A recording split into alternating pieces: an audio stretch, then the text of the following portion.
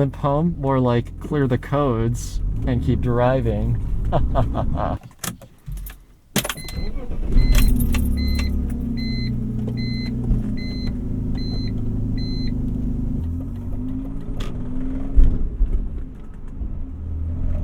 What is going on, everybody? Welcome back to the channel. Oh my goodness, this thing is running so badly right now. Ignore the horrible throttle stumble. Today we are driving our $600 BMW E46 328i. We're going to talk about buying cheap cars, what's it like in 2024, where the car market is headed, and generally kind of go over the story of this car, how it's been, would I have done it again, and do I recommend anyone else to do it. So, let's get started.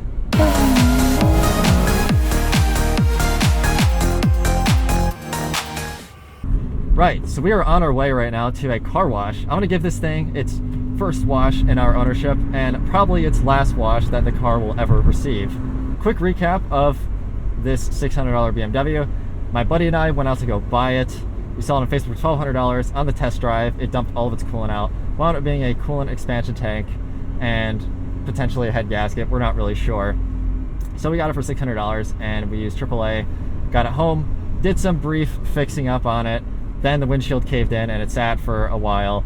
And then we fixed the windshield, we drove it, and honestly, it's just been doing a lot of sitting. This car has not been driven a lot in our ownership. Is that normal? The odometer's gone. That's interesting. I've never seen that happen on one of these before. This $600 BMW never ceases to surprise me in the most random ways.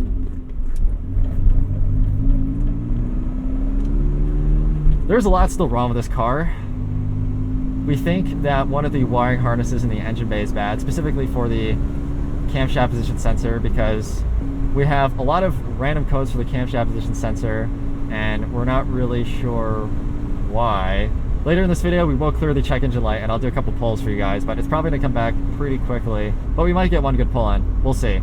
Initially, my buddy and I bought this car because we wanted to go do some F-around and find out car enthusiast things. And since this is a 328i, it has the ZF 5-speed gearbox. For those of you who are BMW people, or not BMW people more specifically, the ZF 5-speed gearbox in older BMWs is a lusted after gearbox. Everybody wants these for their manual swaps because it's stronger than the Getrags, which was the other 5-speed offered in some of the lower models.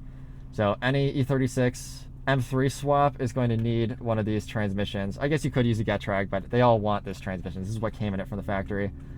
And there's a lot of other BMWs that this is just a desirable transmission for. And even this example with, you can't see it right now, but 254,000 miles. Still shifts like butter. Ignoring that the shift linkage is super messed up and the shifter is gummy and, you know, very, very loose. But the actual actuation of the gears is really good. So we thought it was worth buying this car. We actually have a buddy with an E36 who wants to manual swap it, which you will see on the YouTube channel, and we're going to take this gearbox out of this car and use it for his manual swap. And you can now see one of the things that makes this car awful to drive. We're going about 50 miles an hour and we have a death wobble. Suspecting out of balance wheels. But there's a lot of characters, there's a lot of flaws to this car that sort of make it what it is. But frankly, life happened and we didn't have a chance to really do anything that we wanted to do with this car. We still maybe have a couple of plans for it, but I'm in school, classes, and my buddy is very busy with work. So we're not really sure if we're going to do much with this car at this point other than part it out. Obviously the interior is going to go first, transmission is accounted for. The engine might be worth something, we're not sure. It is misfiring horribly because of the camshaft sensor code. And while we suspect it is a sensor, we are not 100% certain, and frankly, if I were buying an engine, I probably wouldn't want this engine either, so that may end up just being a parts engine. Now, as far as do I regret buying this, short answer is no, I don't. It's been a good experience for what it is, and the gearbox is going to go in my buddy's car, so I'm like kind of cool with it. It works out in that way, and it's made some interesting YouTube content. A lot of you guys have been watching this series and kind of enjoyed. Oh my god, that is so bad. This is like a perfect speed where this is like at its worst point. Oh, give me fifth. There you go. But it kind of has been a time sink, and I've been realizing every time I sit down to put time into this car that it's time I could have been spending on the M3, which I'd much rather spend because, well, frankly, I like that car a lot more. And we were also kind of hoping that the check engine light would have been an easy fix. The car's fine enough to drive around, but anything we wanted to do that was sort of like maybe motorsport related, like rallycross or anything abusive to this car, sort of got cut short by it just running really badly.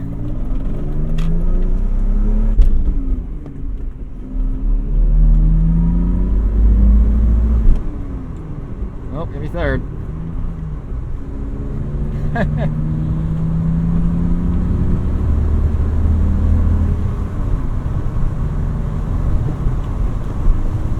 Yeah, it's making so little horsepower right now that honestly it's just not fun or engaging to drive. Like it's almost a chore to kind of drive around. And there's like no redeeming qualities about the car that make you go, oh yes, I would like to hop behind the wheel of this thing. And unfortunately, I think a lot of 90s and 2000s cars are sort of in this weird, awkward spot of cheap cars.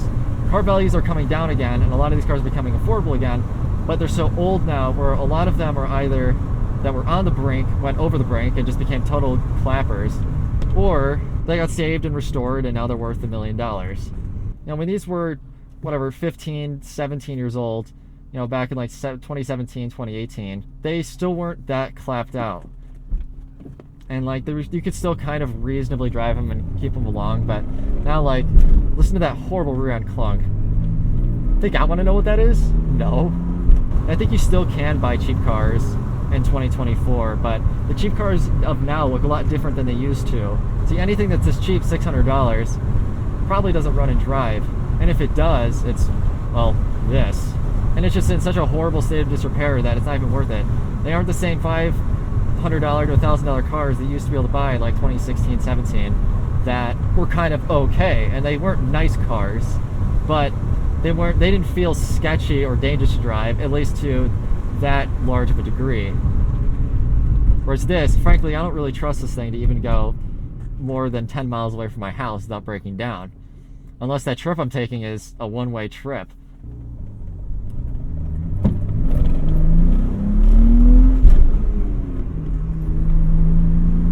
Flat.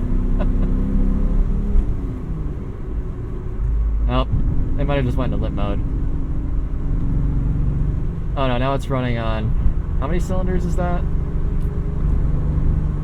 don't know, I'm trying to tell by hearing, but I can't really hear. Well, we're super down on power now. Furthering my point, I'm now probably close to the furthest I've ever been away from home in this car, and, well, something happened. I do have a scanner with me, and when we stop, plug my scanner in and clear the code. Holy smokes. Ooh, this is not good. This is very bad, actually. There are some newer cars that are getting really cheap, like E90s are starting to get cheap, but a lot of those are automatics, and frankly, a lot of them don't have that same character or feel that we used to enjoy out of cheap car fun.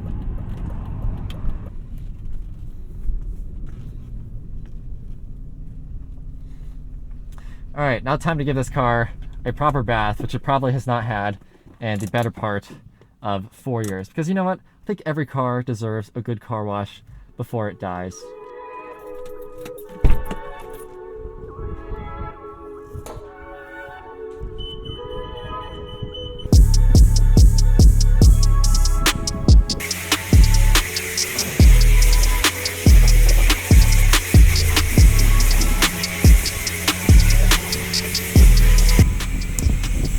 Let me get some wax.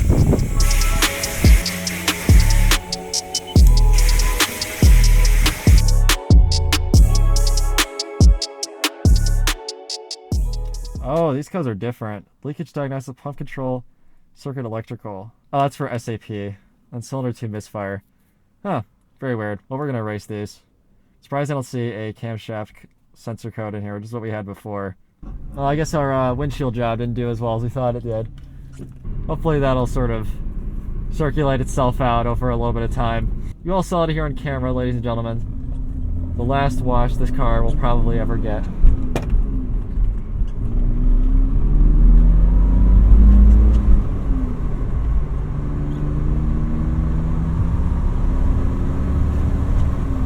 So it's a cheap car. It is what it is. Lots of things that are broken about it, as you would expect from a cheap car, but honestly, it's not that terrible.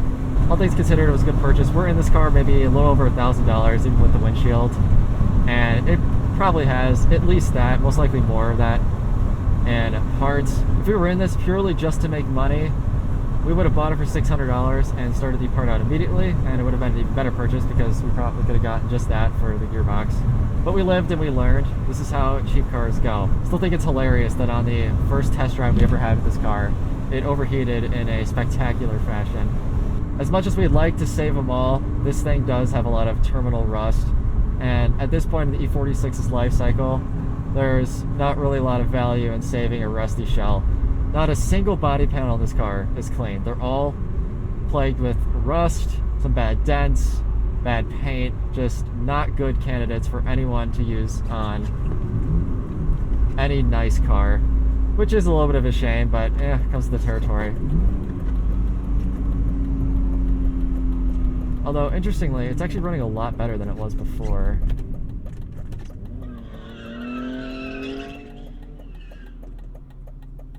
That was pretty close there, homie.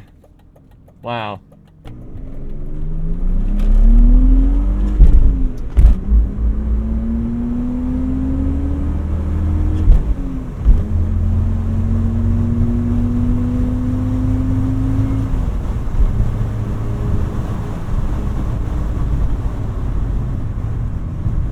Still pretty down on power, but that actually felt better than it has before. It kind of got down. I'm a little surprised by that. Someone also put a hot air intake on this, as well as a very, very interesting aftermarket exhaust that we're not really sure what it is, but we know the cats are still in place, and it's not that loud. It just looks extremely jank, which is kind of funny.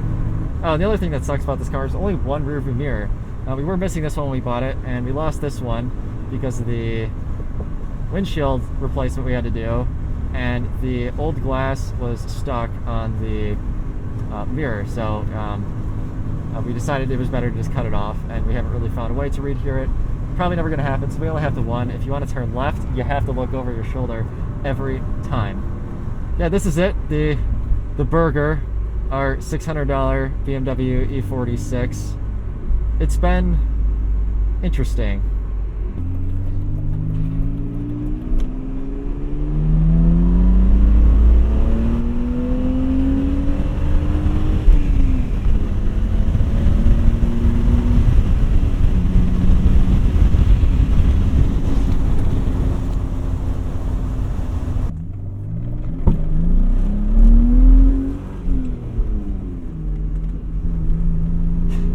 There's limp mode. Ooh, it's bad. Well, it appears we are now in limp home mode. So we're going to limp to a parking lot, clear the code, and then we are going to go home. That's the same thing as before. Interesting. Well, let's erase them. Now we're going to keep this in our lap, so if they come back, we still have the scanner close and ready.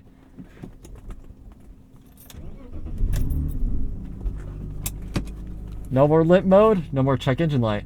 That's the ghetto way to fix a BMW, by the way. Limp home, more like clear the codes and keep driving.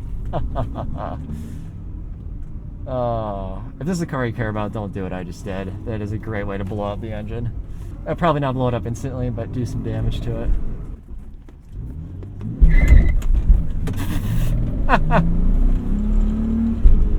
Oh, I forgot traction control was still on.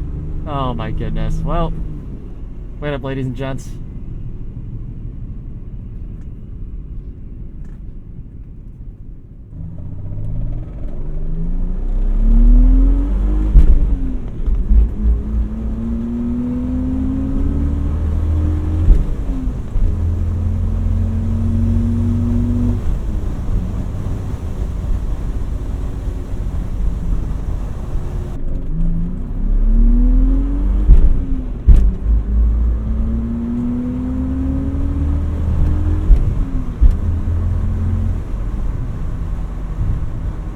We had to do one last rip ski before the end of the video. Hope you all enjoyed watching us drive this Very interesting automobile. Make sure to like the video if you enjoyed. It lets me know you guys like seeing this sort of content. If you're new to the channel, subscribe. We do have a couple more videos planned with this junker before it gets finally scrapped. Other than that, take care, and we'll see you all in the next one. Feels like I've been doing way too much, babe. Feels like